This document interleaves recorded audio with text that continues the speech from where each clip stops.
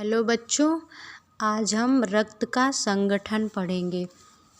रक्त का संगठन क्या होता है, कार्य एवं लसिका को पढ़ेंगे। मानव शरीर की जीवित इकाई कोशिका है। हमारा शरीर अनेक सूक्ष्म कोशिकाओं द्वारा निर्मित हुआ है। कोशिकाएं जीवित व क्रियाशील होती हैं। हमने क्या बताया, मानव शरीर की जीवित इकाई कोशिका होती है। अब कोशिका क्या होती है? कोशिका जो होती है मानव शरीर की क्रियात्मक और संरचनात्मक इकाई होती है। हमारे शरीर की सबसे छोटी इकाई कोशिका ही होती है। कई कोशिकाओं को मिला करके ऊतक बनता है। कोशिकाओं को जीवित रखने के लिए ऑक्सीजन व अन्य पोषक तत्वों की आवश्यकता होती है। यदि ये पदार्थ उसे किसी प्रकार प्राप्त न हो तो उनकी मृत्यु हो जाती है। शरीर की कोशिकाओं को ऑक्सीजन व पोषक तत्व रक्त द्वारा प्राप्त होता है। यहाँ पे क्या हमने बताया, शरीर की कोशिकाओं को ऑक्सीजन व पोषक तत्व रक्त द्वारा प्राप्त होता है। रक्त ही होता है जो ऑक्सीजन को लेकर के पूरे ब्लड में, पूरे बॉडी में घूमता रहता है। इन कोशिकाओं में इतनी सतर्कता रहती है कि रक्त परिवहन के समय अपनी आवश्यकताओं के अनुसार तत्वों को अति शीघ्र ग्रहण कर लेती हैं। अतः इस प्रकार शरीर में लगातार रक्त परिवहन द्वारा कोशिकाओं को अपने कार्य के लिए निरंतर पोषक तत्व प्राप्त होते रहते हैं। अब आगे हम देखेंगे रक्त का संगठन। रक्त लाल रंग का तरल पदार्थ होता है। इसे जीवन रस भी कहा जाता है। क्या कहा जाता है? जीवन रस भी कहा जाता है। सामान्य वयस्क व्यक्ति के शरीर में 5 से 6 लीटर रक्त की मात्रा होती है। रक्त हृदय में एकत्रित रहता है तथा हृदय द्वारा पूरे शरीर में पहुंचाया जाता है। रक्त में निम्नलिखित पदार्थ पाए जाते हैं। रक्त में प्लाज्मा पाया जाता है, लाल रक्त कण पाया जाता है, श्वेत रक्त कण पाया जाता है, रक्त बिंबाणु या पट्टिकाएँ पाई जाती हैं। ये सभी तत्व अत्यंत सूक्ष्म होते हैं, अतः इनको आँखों से नहीं देखा जा सकता, केवल सूक्ष्मदर्शी यंत्र से ही इन्हें देखा जा सकता है। अब बात करते हैं प्लाज्मा। रक्त में कितने पदार्थ पाए जाते हैं? 4 पाए जाते हैं। प्लाज्मा, लाल रक्त कण, श्वेत रक्त कण, रक्त बिंबाणु या पट्टिकाएँ। अब पहला वाला देखते हैं, प्लाज्मा किसे कहते हैं। यह रक्त का तरल अंश है। इसे रक्तवारी भी कहते हैं। यह पारदर्शी होता है। इसका रंग हल्का पीला होता है। रक्त के प्लाज्मा में ही लाल व श्वेत रक्त कणिकाएँ व रक्त बिंबाणु तैरते रहते हैं। प्लाज्मा का संगठन निम्न प्रकार होता है। प्लाज्मा में जो है 91% जल पाया जाता है, 0.8% प्रोटीन पाया जाता है और जो लवण होता है 0.9% लवण पाया जाता है। प्लाज्मा में क्या क्या पाया जाता है? जल पाया जाता है, प्रोटीन पाया जाता है, लवण पाया जाता है। जल जो होता है वो कितना % होता है? 100% का 91% जो होता है पूरा जल होता है और 0.8% जो होता है वो प्रोटीन होता है और 0.9% लवण होता है। रक्त में जल की मात्रा अधिक होने से रक्तवाहिनियों में तीव्र गति से प्रवाहित होने की क्षमता रखता है। प्लाज्मा घुले हुए ठोस पदार्थ में मुख्य भाग प्रोटीन का होता है। इसमें 3 प्रकार की प्रोटीन पाई जाती है। क्या पॉइंट वाली क्या? प्लाज्मा में घुले हुए ठोस पदार्थ में मुख्य भाग प्रोटीन का होता है। प्लाज्मा में जो घुले हुए ठोस पदार्थ होता है वो प्रोटीन का बना होता है। इसमें 3 प्रकार की प्रोटीन पाई जाती है। एल्ब्यूमिन पाई जाती है, ग्लोब्यूलिन पाई जाती है, फाइब्रिनोजिन पाई जाती है। एल्ब्यूमिन प्रोटीन जो होता है यह प्लाज्मा में जल की मात्रा को नियंत्रित करता है। ग्लोब्यूलिन जो होता है यह शरीर की रोगों से रक्षा करता है, क्योंकि ये ग्लोब्यूलिन में प्रतिरक्षी एंटीबॉडी पाए जाते हैं, यह जो रोगों के कीटाणुओं को नष्ट कर देते हैं। एल्ब्यूमिन का कार्य क्या होता है? यह प्लाज्मा में जल की मात्रा को नियंत्रित करता है। ग्लोब्यूलिन का कार्य क्या होता है? यह शरीर की रोगों से रक्षा करता है, क्योंकि ग्लोब्यूलिन में एंटीबॉडी पाए जाते हैं जो रोगों के कीटाणुओं को नष्ट कर देते हैं। और एक होता है फाइब्रिनोजिन प्रोटीन होता है। यह रक्त के जमने में सहायता करता है। इन तीनों प्रोटीन के अतिरिक्त भोजन के द्वारा जो भी सूक्ष्म तत्व आंतों द्वारा शोषित होते हैं प्लाज्मा में मिले रहते हैं। जैसे प्रोटीन से प्राप्त अमीनो अम्ल, प्रोटीन से क्या प्राप्त है? अमीनो अम्ल। प्रोटीन की जो सबसे छोटी इकाई होती है वो अमीनो अम्ल होता है। कई अमीनो अम्ल मिला करके प्रोटीन बनता है। वसा के पचे हुए ग्लिसरीन, वसा जब टूटता है तो वो ग्लिसरीन में इसकी सरल इकाई होती है ग्लिसरीन। और फिर कार्बोहाइड्रेट के पचे हुए ग्लूकोज, कार्बोहाइड्रेट का जब पाचन होता है तो यह सबसे छोटी इकाई सबसे सरल अणु में टूटकर ग्लूकोज बन जाता है। विटामिन, खनिज, लवण, ऑक्सीजन, नाइट्रोजन तथा कार्बन डाइऑक्साइड गैस आदि पाए जाते हैं। फाइब्रिनोजिन प्रोटीन का कार्य मेन इसका वर्क जो होता है यह रक्त के जमने में सहायता करता है। एल्बुमिन जो होता है यह प्लाज्मा में जल की मात्रा को नियंत्रित करता है। ग्लोब्यूलिन जो होता है यह शरीर में रोगों से रक्षा करता है क्योंकि इसमें ग्लोब्यूलिन नामक एंटीबॉडी पाए जाते हैं। अब आगे हम देखते हैं प्लाज्मा के कार्य। यह रक्त को तरल बनाकर रक्तवाहिनियों में प्रवाहित करता है।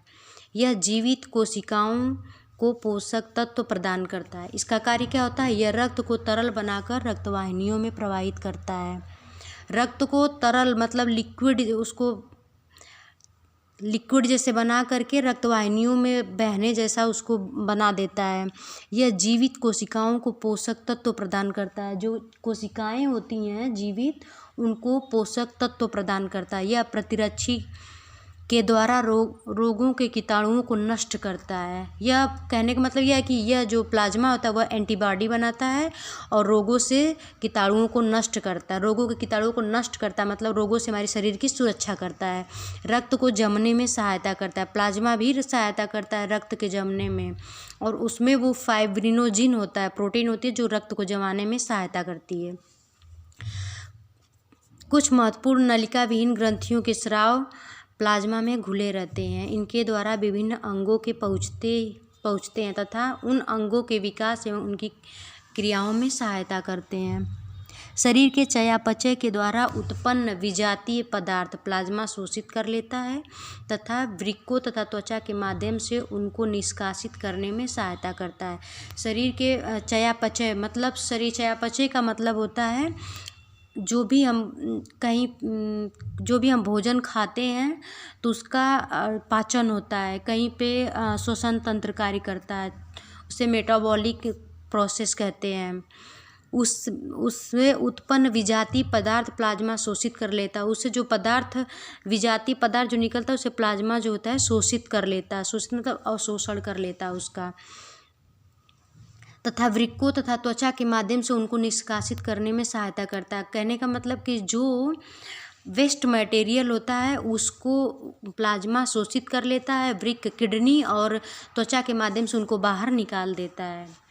आगे हम पढ़ते हैं लाल रक्त कण, रेड ब्लड कार्पसेल्स। लाल रक्त कण का निर्माण जो होता है, आरबीसी का निर्माण भ्रूणावस्था में भ्रूण के अंदर स्प्लीन में तथा जन्म के पश्चात शिशु के अस्थिमज्जा में लाल रक्त कणों का निर्माण होता है। जो भ्रूण होता है उसका भ्रूण में लाल रक्त कणों का निर्माण जो होता है वो अस्थिमज्जा में स्प्लीन में होता है, और शिशु का जो है लाल रक्त कण का निर्माण शिशुओं में अस्थिमज्जा में होता है। इनका सबसे अधिक मात्रा में रीढ़ की मज्जा में होता है। जब ये लाल रक्त कणिकाएं पूरी परिपक्व हो जाती हैं तो अपने जन्म का केंद्रक छोड़ देती हैं तथा रुधिर में मिल जाती हैं। इनकी आयु केवल 120 दिन होता है। लाल रक्त कणों का जो जीवन काल होता है 120 दिन होता है। आयु कम होने के कारण रक्त में लाल कणों की क्षति बराबर होती रहती है। इनकी क्षतिपूर्ति अस्थिमज्जा में नए कणों के निर्माण में निरंतर होती रहती है। लाल रक्त कण जो होते हैं वो बनते रहते हैं, टूटते रहते हैं, बनते रहते हैं, ये प्रोसेस चलता रहता है। इनका जो आकृति होती है लाल रक्त कणों की आकृति गोल व चपटी होती है। कैसी होती है? गोल व चपटी होती है। अर्थात दोनों सतहें अंदर की ओर कुछ गहरी अवतलीय कॉनकेव होती हैं। ये कण अत्यंत चमकीले होते हैं। कैसे होते हैं? चमकीले होते हैं। लाल रक्त कणों की गणना। रक्त में लाल कणों की संख्या अधिक होती है। अनुमान है कि एक स्वस्थ पुरुष के 1 घन मिलीलीटर रक्त में 50 लाख व एक स्वस्थ महिला के शरीर में 35 लाख लाल रक्त कण पाए जाते हैं। लाल रक्त का निर्माण करने वाले तत्व। लाल कणों का बाहरी आवरण रंगहीन होता है, परंतु इसके भीतर एक प्रकार का तरल पदार्थ भरा होता है जो इसको लाल रंग प्रदान करता है। इस पदार्थ को हीमोग्लोबिन कहते हैं। हीम अर्थात लोहा तथा ग्लोबिन अर्थात एक प्रकार की प्रोटीन होती है। इन दोनों के मिश्रण से हीमोग्लोबिन बनता है। रक्त का जो रंग होता है वो लाल होता है हीमोग्लोबिन के कारण, लेकिन मेन जो होता है वो हीम के कारण होता है। हीम मिश्र लोहा होता है, आयरन होता है, और ग्लोबिन जो होती है वो हमारे ब्लड में एक प्रकार की प्रोटीन होती है, उसे ग्लोबिन प्रोटीन कहते हैं। अगर पूछा जाए कि हमारे ब्लड में कौन सी प्रोटीन पाई जाती है, तो कौन सी प्रोटीन? ग्लोबिन प्रोटीन पाई जाती है। हीमोग्लोबिन के कार्य। हीमोग्लोबिन फेफड़ों से ऑक्सीजन शोषित कर लेता है। कहाँ से ऑक्सीजन शोषित करता है? फेफड़ों से ऑक्सीजन को शोषित कर लेता है तथा इसके पश्चात इसे ऑक्सीजन युक्त हीमोग्लोबिन कहते हैं। शरीर में रक्त परिवहन के द्वारा यह विभिन्न ऊतकों में ऑक्सीजन को छोड़ देता है, जिससे कार्बोहाइड्रेट व वसा का चयापचय होता है। हीमोग्लोबिन जो होता है वो फेफड़ों से ऑक्सीजन को शोषित कर लेता है। जब वो फेफड़ों से ऑक्सीजन को शोषित कर लेता है तो इसे ऑक्सीजन युक्त हीमोग्लोबिन कहते हैं। शरीर में रक्त के परिवहन द्वारा विभिन्न ऊतकों में ऑक्सीजन को छोड़ देता है। जैसे ब्लड हमारे शरीर में घूमता रहता है, परिवहन करता रहता है, तो प्रत्येक ऊतक में ऑक्सीजन को छोड़ता जाता है, जिसमें कार्बोहाइड्रेट वसा का चयापचय होता रहता है, तो ऊर्जा व कार्बन डाइऑक्साइड उत्पन्न होता है। ऊतकों में उपस्थित स्वतंत्र हीमोग्लोबिन कार्बन डाइऑक्साइड को आसानी से अपने में शोषित करके कार्बोक्सी हीमोग्लोबिन में परिवर्तित होकर वापस फेफड़ों में कार्बन डाइऑक्साइड को निकाल देता है तथा स्वतंत्र हीमोग्लोबिन बन जाता है। श्वास क्रिया में कार्बन डाइऑक्साइड फेफड़ों द्वारा निकल जाता है। जब रक्त कणों की संख्या या हीमोग्लोबिन की मात्रा की कमी हो जाती है तो उस स्थिति को एनीमिया कहते हैं। क्या कहते हैं? जब हमारे शरीर में रक्त कणों की संख्या की कमी हो जाती है या हीमोग्लोबिन की मात्रा की कमी हो जाती है तो उसे एनीमिया कहते हैं।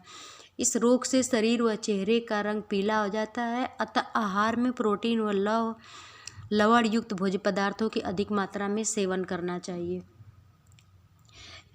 रक्त में हीमोग्लोबिन की मात्रा कितनी होनी चाहिए? एक स्वस्थ व्यक्ति के 100 ml ब्लड में लगभग 15 ग्राम हीमोग्लोबिन होना चाहिए।